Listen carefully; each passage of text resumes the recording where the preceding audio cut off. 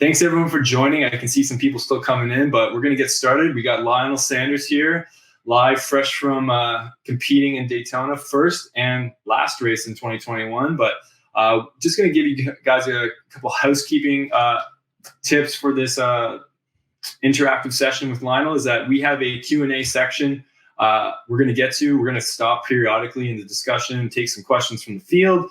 But there's a Q&A and live chat. Post your questions in the Q&A. We'll get to them. We're going to field as many as we can.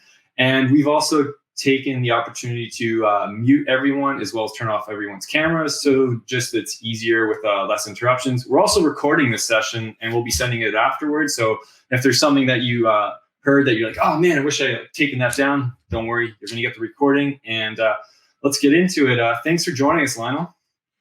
No problem. Thanks for having me on. This is really cool. This whole platform and everything with the comments on the side. It's really cool. Fascinating stuff. Yeah, it's a lot of fun. So maybe let's get into it. It's fresh in everyone's head. Can we talk a bit about, last weekend? We had a brief discussion earlier this week on Tuesday.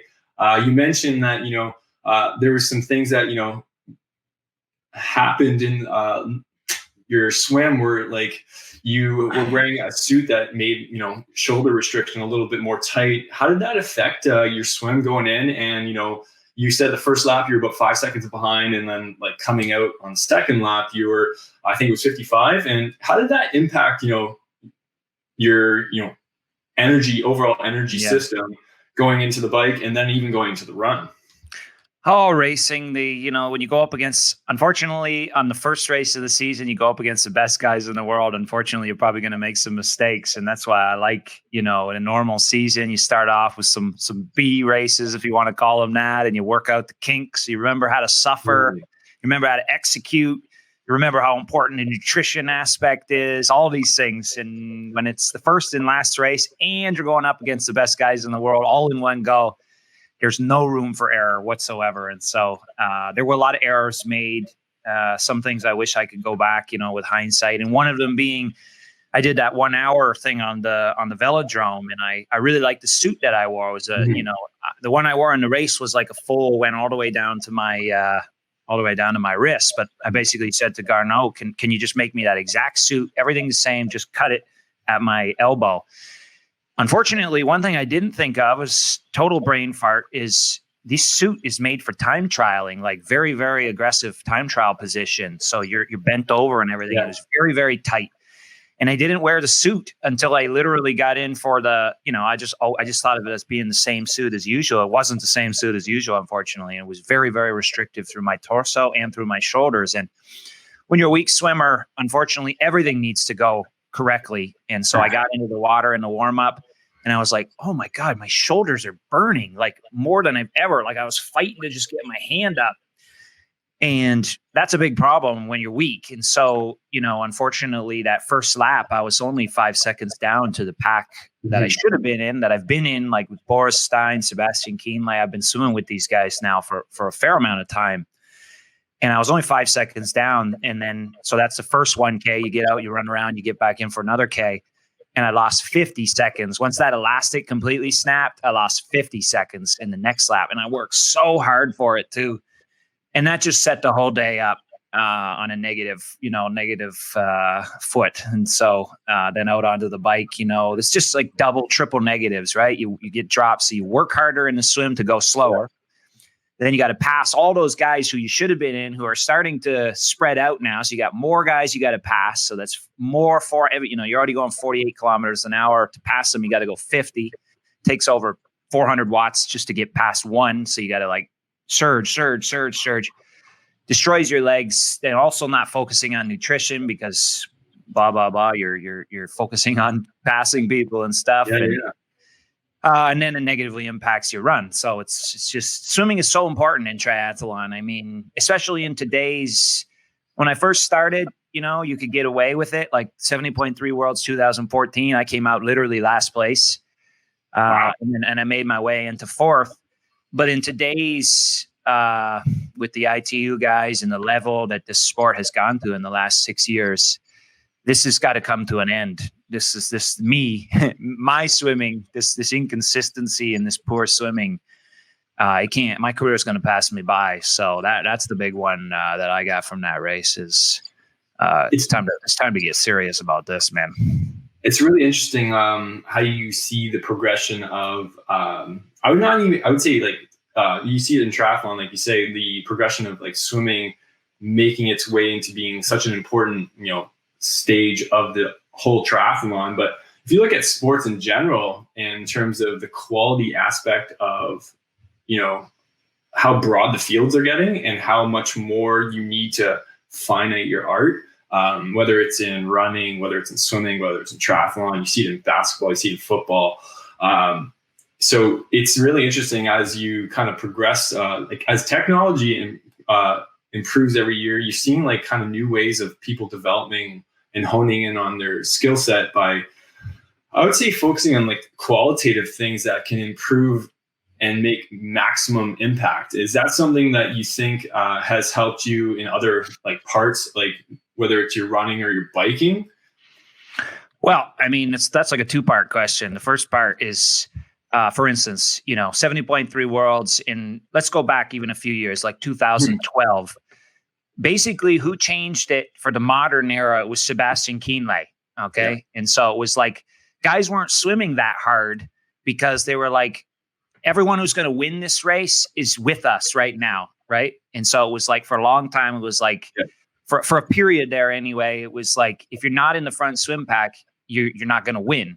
But then Sebastian Kienle came around and changed that, bridged the gap on the bike, and won 70.3 worlds back to back. And so then that's when the swimmers started to say, oh, hang on a second, we can't just be looking at each other. We got to kind of be aware of guys who are 2 or 3 minutes back. Yeah. And so then that basically, I think Kienle is the one who really changed it for us.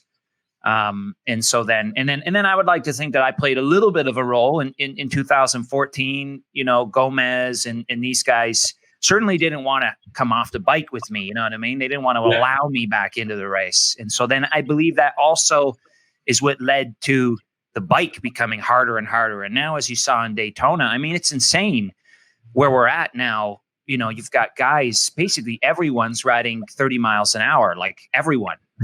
It's like crazy. Back 5 years ago, you'd have the fastest bike split with that in that race against like the same field. You'd have had the fastest bike split by 3 or 4 minutes. And now it's like, we're all like the same. So that's what we're all just kind of going to the human potential limit. You know what I mean? Yeah. So in that race, 1st through 12th was separated by 3 minutes. And so for a long course race, whatever, Kona is a totally different beast, but in a middle distance race, I mean, that's pretty darn competitive. Pretty all things considered, over 3 hours and 5 minutes of racing. So that's one component of it is I think we weren't anywhere near the limits. And now we're starting to actually, all guys are starting to say, well, hang on a second, I can ride bikes pretty good too. And everyone's taken their swim piece. And so that's one piece. And then the other piece, yes, of course, is the technological advancements. And that's contributing definitely to the speed increase. I mean, I pushed 360 watts in that race and I averaged 48.4 kilometers an hour. And so I wouldn't even say, if you put that into best bike split, which my coach did, my CDA is actually quite poor. So, I still have a lot to improve. Actually, my CDA was, according to best bike split, is I think it's 0.024. I think there's a 0 in there, which is not very good. Like relative to a pro tour rider, they would be well under 0.200. And so there's still another, let's say you can't get to pro tour level CDA and expect to run very well off, but you can get a lot better than where I'm at. Anyways, I think that kind of answers your question is guys are thinking about this, but even Vincent Louis, it was his first race. I mean, he had printed bars like for his forearms, like the level that guys are thinking. A guy like Sebastian Kienle, for instance, was the king of CDA and all of these technological pieces. He's been in the wind tunnel, the velodrome a million times. Guys are not leaving any time on the table, and they are glad to exploit someone like myself, for instance, who's never been in the wind tunnel. Maybe I've done a couple of velodrome sessions, but there's still time to be had technologically, for sure. when you were in your warm up and you kind of felt that shoulder restriction, was there anything going through your head like maybe I should, pivot quickly and go back to, like a race suit that's comfortable right now? And this, like, I had developed I had two suits because I basically said, there's no way that I'm going to be able to get this suit on. Okay. So in a non-wetsuit swim, you usually will roll your suit down, right? Yep. And you'll swim and then you'll roll it up. But the suit is so tight and it's sticky. The arms are actually sticky, so they don't roll or anything, that it would be physically impossible to put the suit on, like running from, I'd take 10 minutes in transition to put the suit on. So I had developed a second suit in the event that it was a non-wetsuit swim, a sleeveless suit, and a totally different suit. So it's not tight through the torso. It's just like the old size that I was using. And in the back of my mind, my gut said, you need to go get out of the water right now and go change into that suit, which happened to be in my bag. But it was just this voice in my thing. And I was like, oh, whatever. I mean, you're literally already in a wetsuit warming up and the race starts in less than 15 minutes. So it's like, anyways, hindsight, it's always clear. And I wish I could have it back, but I can't.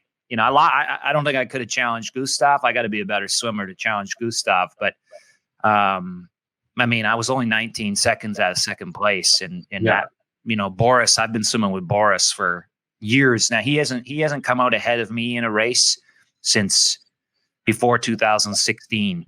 Mm-hmm. And he was 45 seconds ahead of me. So. Wow. I mean, it's crazy how much goes into, like you got 3 disciplines and each needs to be looked at so, differently in terms of how you're going to attack, that style of training to bring everything together. It's a very strategic sport. And, I look at it in awe almost, because with like my training back in preparation for the Olympics, very specific, but I would say the 3 aspects that would like kind of tie into it would be like, the pool stuff, but then there was the strength and conditioning, which took up a lot of my time, like doing powerlifting in the weight room and dedicating a ton of time to that. But it's really interesting. And when you think about, some of the things that, you put into your swim training, we got a couple of questions here from the field. Do you incorporate anything for swim training like VASA trainers? I mean, I was on the VASA trainer for 70 something days this year exclusively. Yeah. I think a lot of us were using stretch cords and whatever you could this year when all the pools were closed everywhere. So yeah, I mean, I definitely used VASA for a long time. In terms of how to integrate it, I mean, I think the VASA is really, really good if you have good technique. All right. Because on the VASA, you're ingraining good technique. Okay. Mm-hmm. And so, you're cultivating like the vertical forearm or whatever you want to call it and stuff. You're not going to pull on the VASA with a dropped elbow and everything.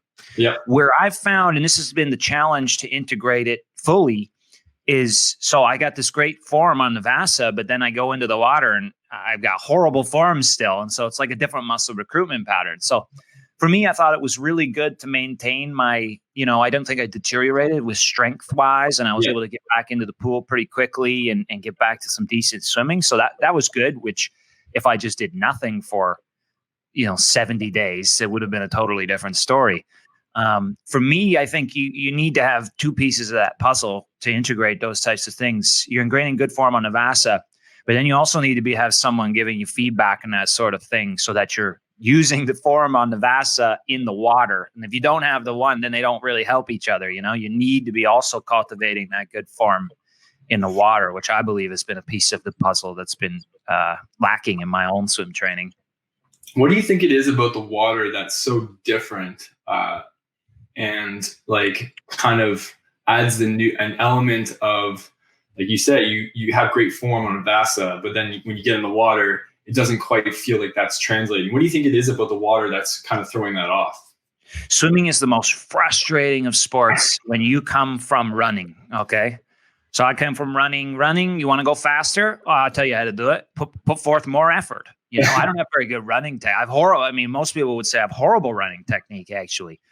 But I still had, I was going up against the best guys in the world this last race still, and I feel like I underperformed on the run. I still had the 5th fastest run split. I looked the worst. I lost in terms of what I looked like. I had the worst run split, but in terms of the speed, I did have the 5th fastest run. And so Swimming, on the other hand, literally couldn't be any further from that truth. In that, I mean, if you strapped a power meter to me, I'm not swimming like crap because it's lack of effort. If anything, No, not at all.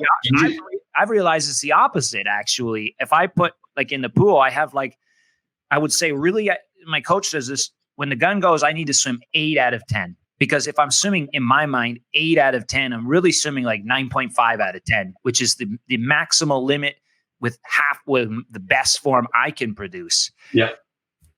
But I mean, it is so frustrating to go when I go every day, you go in the swim team swimming next to you, and I'm doing like 25s, I'm doing 25s and 14. I'm a yards pool right now, like 14. If I do a hard one, 13 and a half. And these kids, like, I don't know, what are they, like 12 years old or something? And they're doing reps, 100 reps in 56, and it's like, I can do it for 25 with them. They're doing them on 15 seconds recovery, 100 reps in these times. Yeah. It's not fair. This sport is not fair. I mean, you really make it, what you say is like how I feel when I see someone that can run like almost effortlessly or run fast or bike and output like crazy power out wattage for. It's totally like what I like to look at is like a lot of swimming comes down to feel and like being so in tune with where your body position is, where your hands are, where your arms are, your kicking, your head position. It's one of those relentless sports where like almost everything you do makes a huge impact because you're fighting the resistance of the water. And that's just, I think, something that, just takes like, it's a hard mental thing to get over. But tying into that is what is a key area of adjustment for you in the water that resulted in an immediate improvement you made? Like kind of like an aha moment where you made like an adjustment, you're like, holy, yeah, that is like, sure, that feels way better. That all of a sudden you had like a click. First off, I never answered the question in the first place, which was, you said, why on the Vasa can you create this good form, but then can't do it in the water? And you nailed it right on the head. First and foremost, the Vasa is supporting you, right? Yeah. It's a table. So, and that Jerry Rodriguez was a very good swim coach here in the States. Always said, you're practicing running and biking every waking moment as you're walking around, you're bearing weight, gravity, right? Whereas you're never practicing swimming unless you're swimming and you're in this completely foreign environment. There's your 10% of your body weight or whatever when you suspend it in water.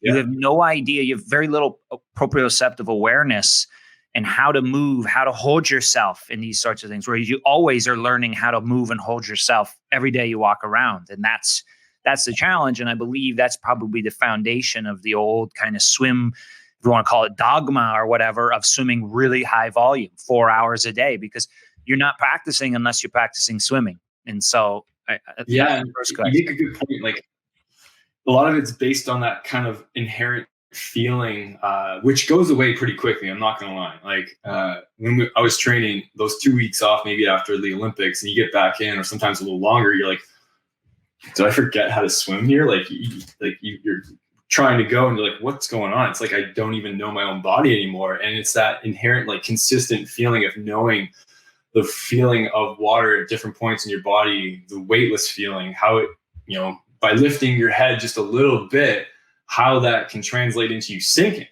Like you lift your head too much, your feet go down. You put your head too much far down, it throws off your hips, and it's all connected. And I think it's really interesting when you kind of see that like moment where something does click. Have you ever had like over the last, like say 7 years in your swim training where all of a sudden you have had something click and you're like, whoa, that was that adjustment I needed to make. And like, now I'm kind of starting to get it.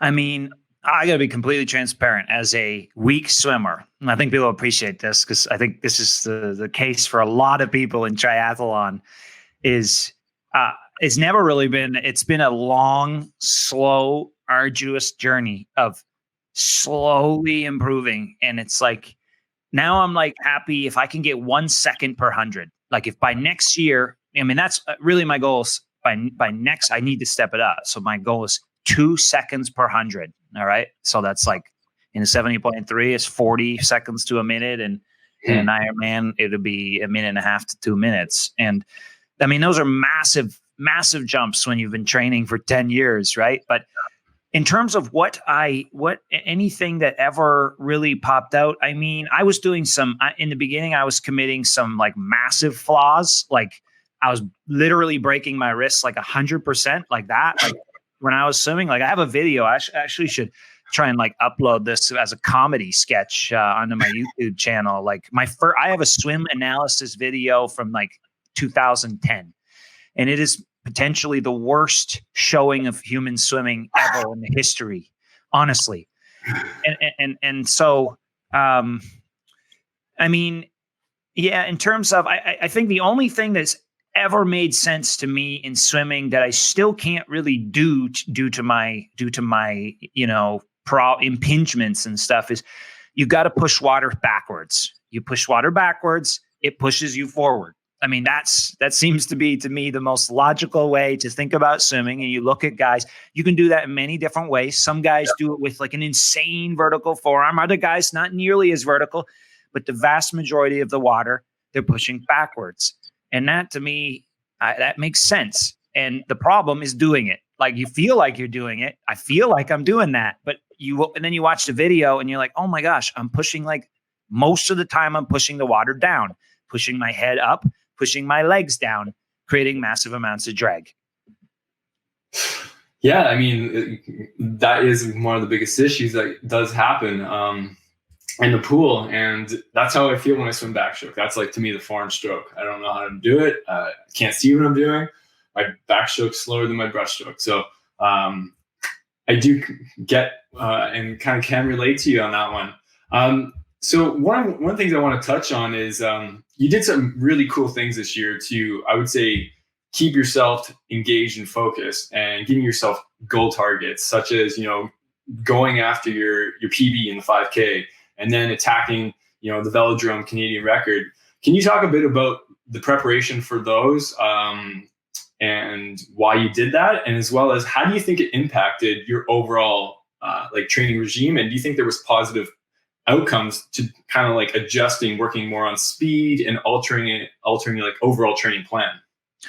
But there was always a method to the madness. And so in Kona, which has always been my goal, my big goal, in Kona last year, I had a lifetime best swim. I swam with all those guys I said, and guys who I'd never come out with. I literally was right next to Kienle, right next to Worf, right next to Boris. Actually, Boris was like 2 minutes behind us. Right next to all these guys who I needed to be with. Yeah. And then I had one of my worst Kona performances of my whole life. And so it was like, for me, it was like, okay, so your swim now is in a half decent place, right? Kienle finished third. I mean, it should have, in 2017, I outbiked him and outran him.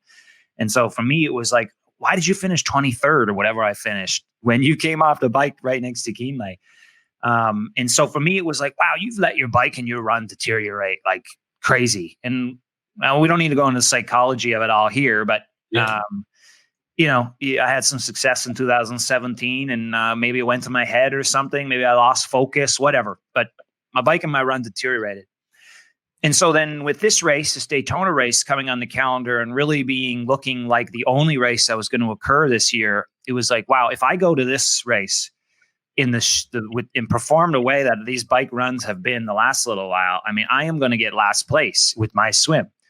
And so for me, it was like, okay, unfortunately, the swim is going to have to take a little bit of a back burner here for a little bit, because in order for me to even remotely compete with these guys, I got to spend some time getting my bike and my run back together. And so everything had been canceled. All the races had been canceled. And I was like, all right, let's try and do something that they can't cancel on us. Yeah. And so then I always wanted to try and break the Canadian 1 hour record since 2015 when I heard about it first time on the velodrome. And so then I set that goal. And then I also always wanted to run in the 1430s for 5K. And I set that goal, and I figured they couldn't cancel those two things on me. I should be able to rent the velodrome, and I should be able to find a track somewhere. And so then I basically, and I think I would like to do this going forward with my swimming, is I utilize the YouTube to keep me accountable and to keep me engaged and motivated. And it worked really well with my running. I think I filmed like 12 run workouts or something. And literally every single workout, I got better. And I believe that was due to the accountability, knowing that people were watching and following along. And so it really served its purpose. It was really, really cool. And so then I ended up, whatever, two months later, I ended up running 14:34 for the 5. And then funny, I almost got the velodrome thing canceled because they ended up going into lockdown actually like a couple of weeks later. And we were right on the threshold for capacity of people, right? Even at that time that we had in there. So they almost even got canceled, and there would be nowhere I would have been able to do it if it did, because the one in Carson, the only other one in America or Canada that you could use, hasn't been open for 8 months. So we got lucky. We got it in at the right time, and then obviously it was a huge asset for the Daytona race, which was a very difficult bike run combo. Yeah. But I always knew that the swim was going to be a bit of a problem, and I didn't have a lot of time to get my swim back. So moving forward, now I've got my bike and my run back to a high standard, and I'm going to keep getting it higher. But I got it back to a good standard, and now I'm going to go into like the speed phase, right? I'm going to train as if I'm training for a world-class sprint distance triathlon. And I'm going to do that for 2 months. I'm going to just keep honing that, very low volume, lots of speed. And that's going to free up a lot of time for me to get really serious about the swimming for the next, it's now or never for me, man. I'm 33 years old, and like I feel like I can just feel my career slipping away from me right now. And it's like, I need to commit to this swimming hardcore now. Like, it's now or never. And so before they get into the next question I have about like more swimming specific, there's one thing you said that really popped out to me, and I would say I didn't learn, and I don't think a lot of athletes learn, whether you're young athlete, mid-age, older in life. We've got all stages of athletes, especially in triathlon, that compete and try and get to like Kona, wherever it is their goal.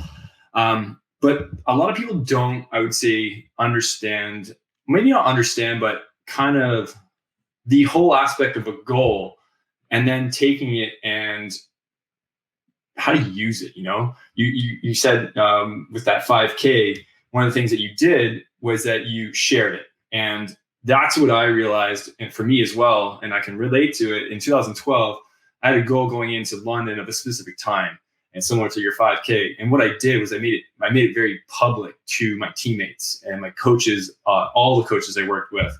And when you make it public, all of a sudden you're like, whoa, it's out there. I have to, I can't just not go for this now and do everything I can to get there, because it's like, now you're not just like, you're not letting anyone down, but like you said, that accountability factor is like now that much higher.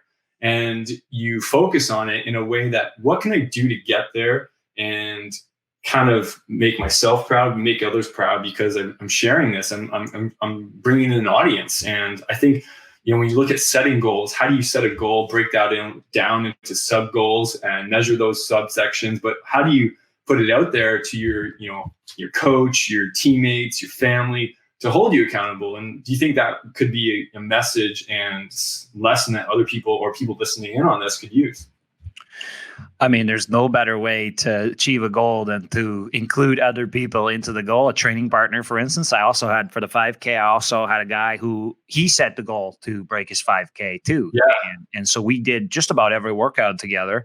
Amazing. We have that accountability aspect to it. I mean, there is no better way. The one big thing I learned this year with all the lockdowns and no races and everything was, I need goals. Like, it doesn't matter, for the rest of my life, I'm going to set things that I enjoy achieving, whatever. They can be these time goals and stuff, but it's not, I don't think that that's what I get to set it. Of course, when you actually hit the time, it's satisfying, but it's the intrinsic element of it, of like devoting yourself to something, creating a plan and saying, that's it, way out there. I got to stay focused on it, and I got to execute this. Like, it's not going to happen overnight. It's going to take 2, 3, 4. With my swimming, it's going to take, I would say by Kona, it's 10 months I've got to achieve this goal. And then we work backwards. And yes, I think in today's technological age where we're so connected, it's so easy to keep yourself accountable. And so, I'm going to utilize these things. But like you said, there's a lot of risk involved here. There's a lot of vulnerability. That's the big one. is because if I don't achieve the goal, I'm going to fail publicly. And that's a little bit scary. And I think that's why I have neglected. Now, you'll notice if you watch my YouTube and whatever, my social media stuff, I mean, I don't talk about the swim very much because I feel like I don't have anything to say. You know what I mean? Like, but I'm coming to realize that my position is actually more the norm than the guys who grew up swimming in our front pack. And, you know, let's look at Vincent Louis, for instance. So I watched some of his interviews and stuff. I mean, he don't even like swimming. You know what I mean? Like, he's so good. He swam for so long. He don't even, you know, another guy, Tim O'Donnell, right? Yeah. Like, he don't even need to train for swimming. Andy Potts. I bet you Andy didn't even swim train for this race. Like, and he still swam 23:40. You know what I mean? Like, like this is what we're dealing with here. And so anyways, I'm going to utilize and I need to utilize, because like I said, it's now or never, man. It's now or never. We're going to make this into whatever. Maybe people can say whatever they want, but I'm going to turn it into a public spectacle, because if I fail, then at least I damn well tried and I did my very best, and people help me to stay accountable, and you'll see that I fail, but hopefully I can make it happen and at least, you know, knock a minute or two off of my swim. All right.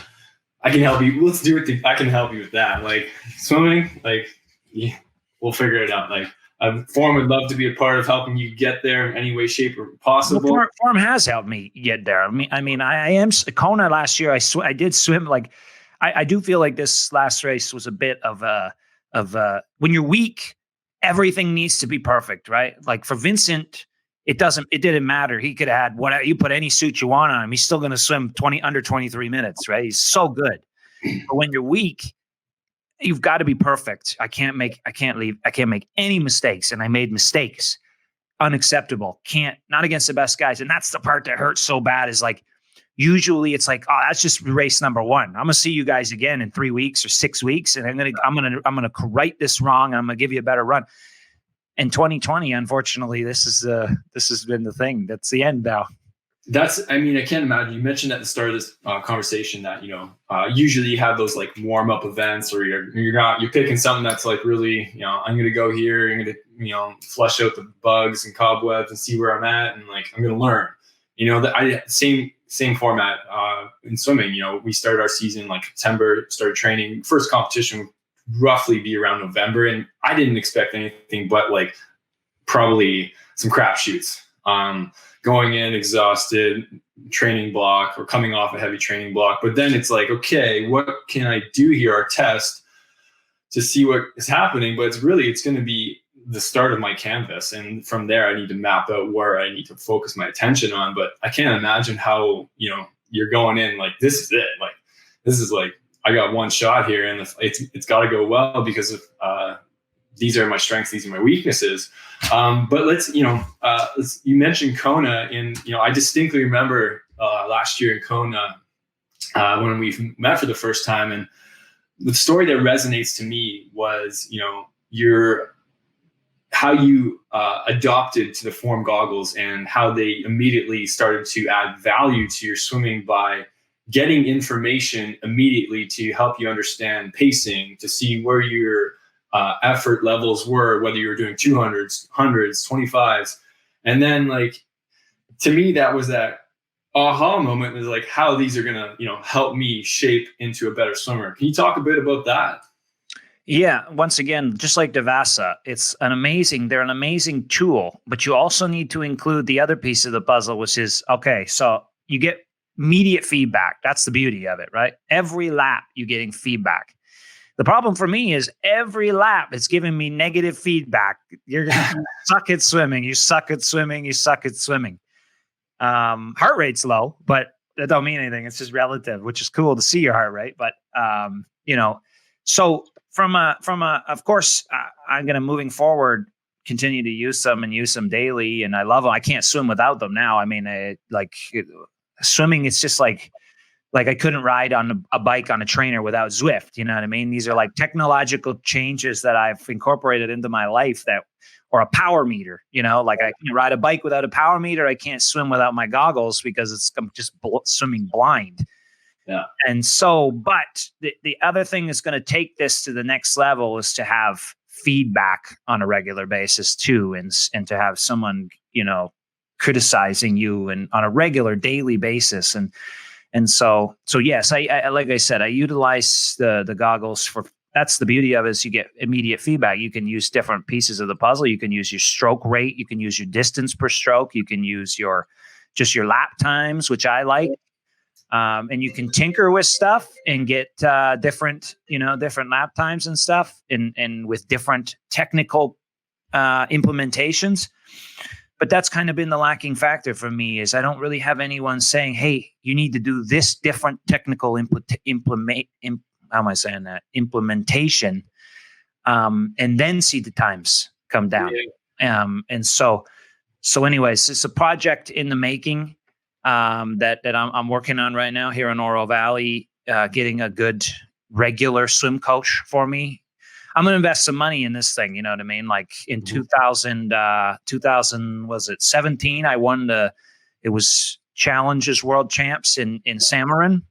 And the first prize, I think, was like $40,000. And I took all that money and I bought an endless pool. And it's not like I haven't I've been devoted to trying to improve. I just haven't found the right ingredients. And I'm a lone wolf, right? So I always try and do things by myself. And so, the endless pool was like, well, I'll just critique myself and do it and stuff. And it's like, it's tough to critique yourself. It's tough to be objective with yourself. And so I think for me, that's where I'll go. And then obviously the goggles will play. Then I will say as well, I really like the app too, because, well, for several reasons. I creep other people, good people. So Lauren Brandon's on there now. And I'm like, this is awesome, right? I get to see what one of the best swimmers in triathlon, what they're doing.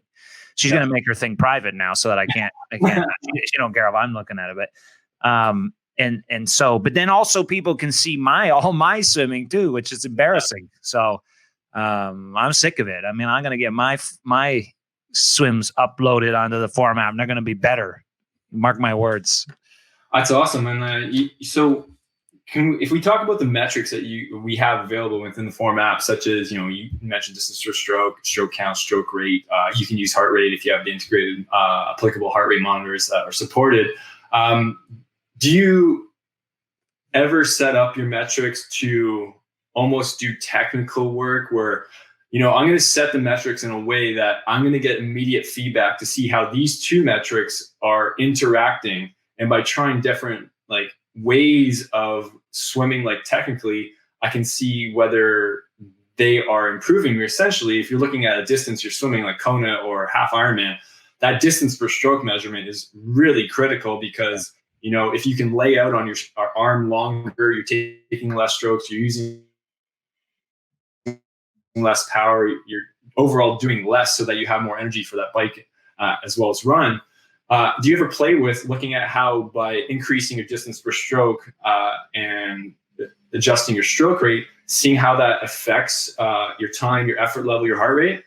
Scott, this is the problem when you coach yourself like myself. You know what I mean? I'm doing the swim. I'm the one who's going to the pool. I create the swim workout. And it's like, man, I have my bird's eye view. David Tilbury Davis gives me all that stuff. But at the end of the day, I write these swim workouts and stuff. And so you have all these great ideas, right, that you're giving me right now. And it's like, I'm not utilizing them. And so this is why I need to have external feedback. I need someone else giving me, you know what I mean? You can't do it alone. That's a piece of this puzzle. And so all the tools are here. Technologically, we have all the tools to make the gains, as you're saying. It's a very great piece. Like right now, immediately, when this is done, I got to swim tomorrow. I'm getting back in the water. I took 2 days off, 3 days off swimming, and now the season's starting tomorrow. I'm putting DPS right into the thing. I want that metric to be circling, so I constantly know what's happening when I'm doing changes. I want to see the time and I want to see the DPS. Absolutely, that I'm going to do that. But once again, I can't do this alone, so I need to. Yeah, go ahead. Well, let's connect and we'll figure this how to make some immediate, quick, accelerations in your qualitative state. And that's the thing we want to help so much at Form is that is that when you look at form really breaks down into technique. That's what form means, is swimming with proper technique. The goggles are there to help you swim smarter in order to swim faster. So let's do this. You're a super valued form athlete, and we want to help you get better. Let's kind of switch the gears a bit and talk about some other aspects that go into your training. One of the things that is really interesting that I haven't seen much in terms of your YouTube or even questions is that how does the strength training regime play into your training? What does it look like for you? I'm like most people, I get injured and then I start strength training, and so strength training, I'm still on the fence about pure strength training. I mean, I do a lot of quote unquote strength training in that I, push big power and these sorts of things. Like I do believe that, like in running, strides and that sort of thing. And in biking, your 15, 20, 30-second kind of sprint intervals are great strength training. Now, I do definitely do activation. I like to call them activation exercises. They're more like form exercises. And so like step ups on a block with like running A's and B's and stuff. Toe taps, lateral toe taps, stuff to turn your glutes on. But I would say for me, looking at as someone who's gotten a bad injury and someone who's overtrained and, committed lots of errors, from my standpoint, I think for me, the most valuable thing is stretching after exercise, returning the muscle to their hopefully original tone before the exercise. And this is something I lacked in my swimming, that I don't know if I've ever stretched my upper body in my whole life. You know what I mean? The swimmers, like whenever I see swimmers, you can't do this one. Oh yeah, I'm not too bad. There you go. You pull the arm like all the way. No, I can't. No, unfortunately, it's a piece of the puzzle, right? This is a piece of the puzzle for sure. So to answer your question, right now, what do I think is the most important piece of let's call them like auxiliary type things?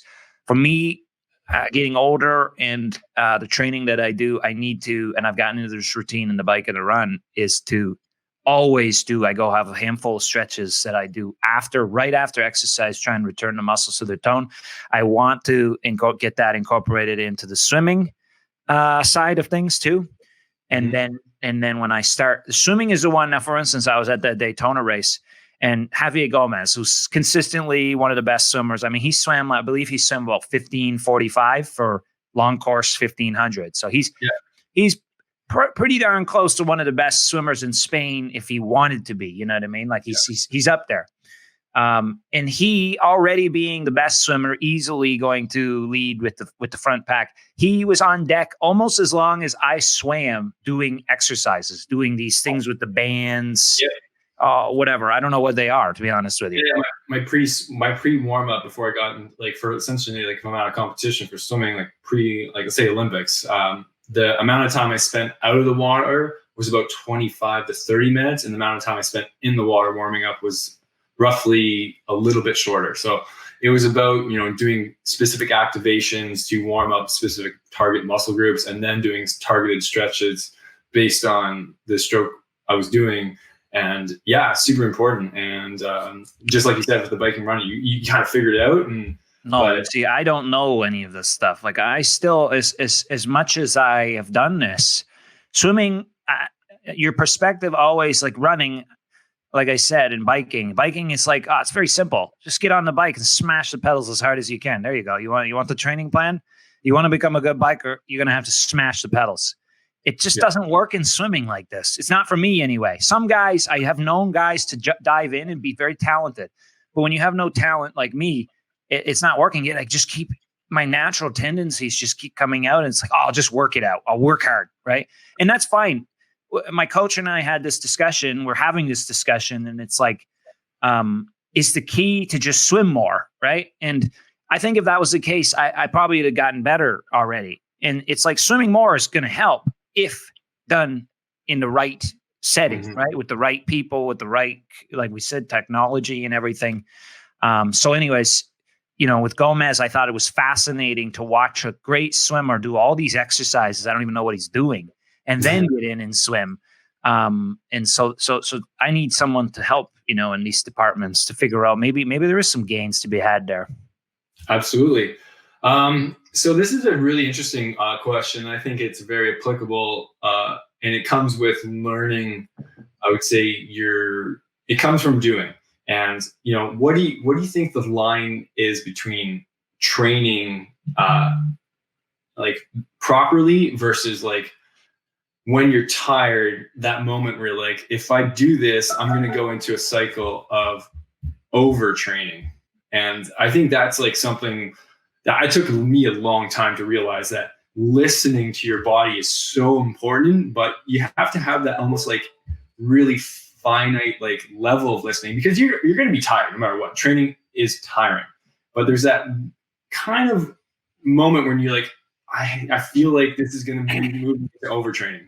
Yeah, there's good and bad pain always, for sure. And no, it takes, unfortunately, with the good and bad pain, it takes a couple of times going into the bad pain and making a mistake. And like with my sacral stress fracture, I felt the warning signs coming on, and I did this run workout on it, and it started to get painful, and I ran through the pain. It actually kind of like numbed for a little bit, and then it came back, and it was like I couldn't walk. I literally couldn't walk, and I had run through it for about an hour.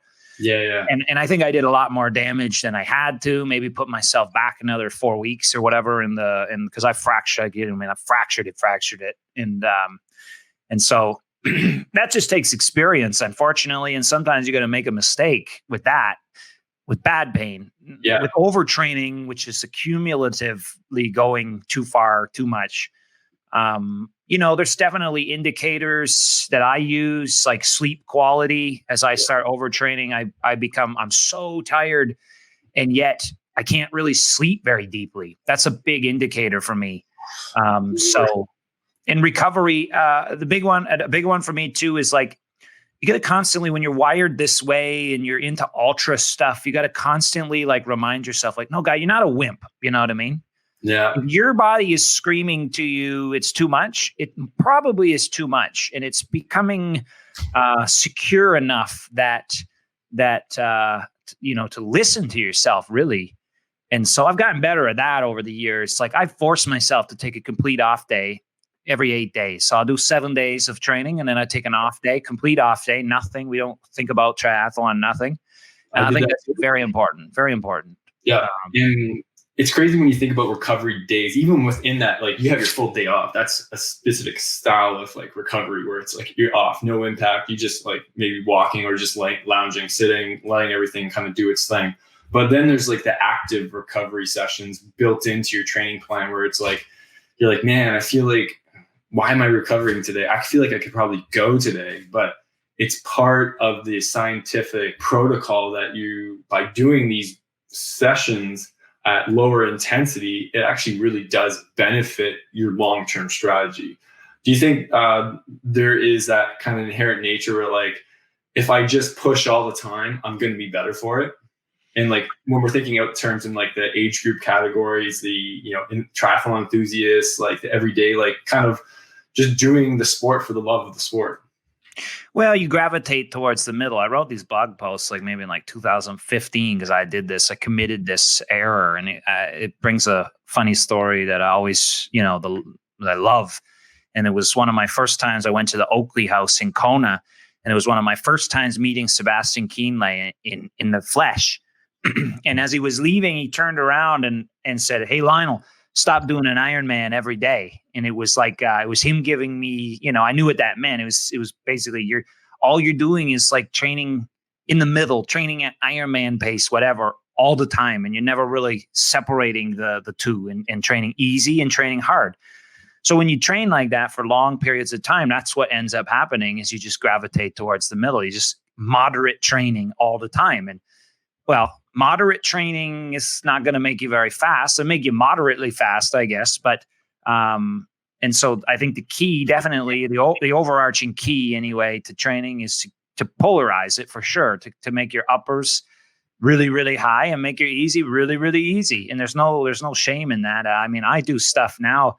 People even ask still to this day of like, don't you think that's a little easy? Like you'll see a Zwift ride and my heart rate's not even 100. My average heart rate for an hour is not even 100. And mind you, I have a pretty low heart rate, but it's easy. I keep it easy, and it takes confidence. And how can you get that confidence? Well, then the next day you go and run, really hard run workout really fast. So then you have the confidence to take your easy stuff easy. But that's kind of the foundation, because, and I watched this I believe is part of what happened in 2018 and 19 is, as I was in other times too, but anyway, that's the most recent part, is what happens when your upper limits start coming down and down and down is that race pace is getting closer and closer to your upper limit. So your race pace gets harder, and you want the opposite. Like your Ironman, for an Ironman bike, I never, ever, ever ride at Ironman race pace ever.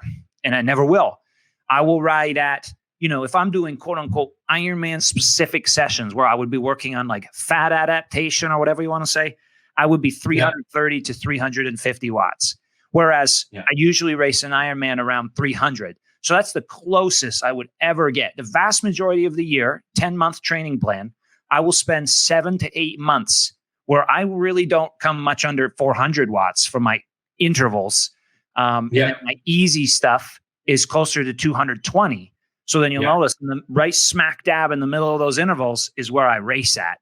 And so that's what happens when you slowly make your easy stuff harder, and then your harder stuff gets easier, and then race pace becomes harder and harder and harder. It's really interesting. My head's spinning with like correlations in terms of like the way I trained in the pool, and it's really similar, just kind of finally tweaking it. You mentioned you have we've got a couple more minutes, got about 4 more minutes here. Swimming. Can I interject? Swimming for us non-swimmers, it's even worse, right? Because we have so few gears. The mark of a good athlete, right? Okay. Let's take Vincent Louis, for instance. I mean, the guy has in running, he's got 15 gears, right? He's got sprinting. He's got a little under sprinting. He's got, you know what I mean? Like literally he's got threshold, a little bit under threshold, tempo, really hard, easy, moderate, easy, active recovery, blah, blah, blah.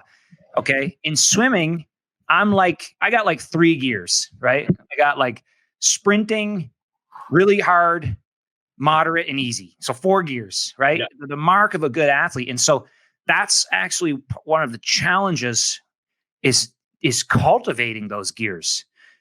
Very complex topic, I guess. But for the weaker swimmer, a piece of the puzzle is definitely cultivating more gears so that you right, doing those 25s really fast, way faster than you could sustain.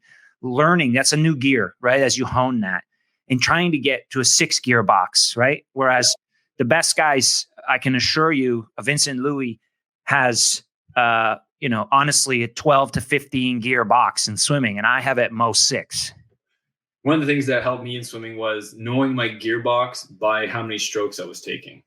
And I trained in an area where technology, very unavailable other than the pace clock and my brain. So I would correlate time to number of strokes and how that felt. So for instance, if I was doing long course training and I was doing like breaststroke 50s, I could correlate, my speed to what 14 strokes what was like, then 15, and all the way up to 23. And every time I took another stroke, it was a different gear and required a different level of output or power. And then you start to kind of memorize these feelings and these outputs associated with time, number of strokes, and then the stroke rates you're getting from your coach. And, that's what I was mentioning, like learning the correlations between those stroke rates, stroke counts, distance per strokes, and your time, and then finding that sweet spot for you, as well as making some minor adjustments. But yeah, those are, I think, some amazing things that, are really things to look forward to. We have 1 minute left. What we have for you is a lightning round of questions. Super fast, 1 or 2 answers. You ready? Sounds good. I feel like we never answered any questions. We had all people talking on the side. We didn't answer any of their questions. Sorry. You know what? That's fun. We're keeping it low key, having a good time. So favorite food? I talk too much. I apologize. Me too. Favorite food? Freshie, obviously, and pizza. All right. Ocean or lake swim for a race? Oh, lake swim, like 65, wetsuit legal. Maybe fin legal. Can we get fin and paddle legal too? Is that possible to get that rule instated? That'd be sweet. Half Ironman or full? The pinnacle is the full. I just haven't been able to figure the damn thing out. But I mean, in terms of my competency, I would choose the 70.3. And if you're going to watch a sport of these three, hockey, football, or basketball? Oh, basketball. I wanted to be a basketball player. I just sucked. Yeah, I sucked. For being tall, I'm an embarrassing. If you weren't a triathlete, what other sport would you do? I like to think that I would have got into, I really like UFC. So I would love to try that one day. I would love to get in there and just like, maybe with all the pads on and everything, but scrap a little bit. Yeah. Kind of speaks to your pain threshold. First thing you want to eat after a race? Usually pizza. I love pizza. Me too. What's your favorite golf course? Favorite golf course? Dang, that's a hard one. I'd probably just choose my local one here, El Conquistador in Oro Valley. Yeah, you probably know the course, know how to play it really well. Yeah, suck at that too, unfortunately. All the technical sports, really bad at. One place in the world you want to visit? Just to visit? Yeah, go. Like my favorite place to go is definitely St. George, Utah. I love just beautiful, like in the whatever, the spring and stuff. It's a beautiful place. Gotta go. First thing you want to do after COVID? I just want to travel freely again and, just do the things I want to do. I want to race. And if I want to go somewhere, I want to go there. So I think just getting back to being able to travel freely again would be nice. I hear you. Morning person or night person? No, good. This is too early. What's this, like 11 o'clock? This is far too early. Favorite race venue? St. George, Utah. The St. George 70.3 is my favorite race. Oh, that's awesome. I mean, we've covered off a lot here. It's been an awesome, hour. Can't believe that it's been a full hour. Went by super fast. Can't thank you enough for joining. I had a pleasure talking to you, and yeah, thanks again. All the best to the training as we look to, cross off 2020 and move into a great year. I'm really looking forward to it, and look forward to connecting again. And let's get that swim awesome. Yeah, likewise. Hopefully we'll do another webinar where I'll tell you how to go from a 26-minute 70.3 swimmer to a 24-minute 70.3 swimmer. That's my goal.